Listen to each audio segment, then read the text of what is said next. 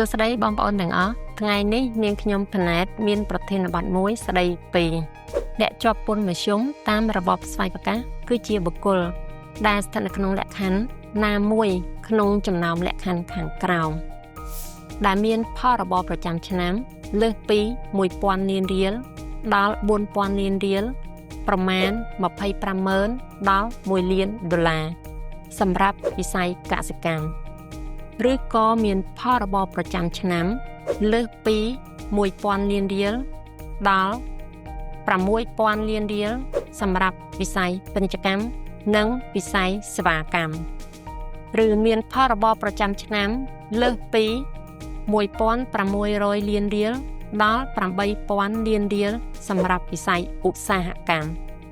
មឬជាសហគ្រាសដែលបានចុះបញ្ជីជានីតិបុគ្គលការិយាល័យតំណាងនិងជាស្ថាប័នរដ្ឋថ្នាក់ជាតិនិងថ្នាក់ក្រោមជាតិសមាគមឬអង្គការមិនមែនរដ្ឋាភិបាលនានាឬគម្រោងដែលស្ថិតក្រោមស្ថាប័នទាំងនេះឬជាបេសកកម្មទូតនិងកុងស៊ុលបរទេសអង្គការអន្តរជាតិនិងទីភ្នាក់ងារសហប្រតិបត្តិការបច្ចេកទេសរបស់រដ្ឋាភិបាលនានាឬគម្រោងដែលស្ថិតក្រោមស្ថាប័នទាំងនេះ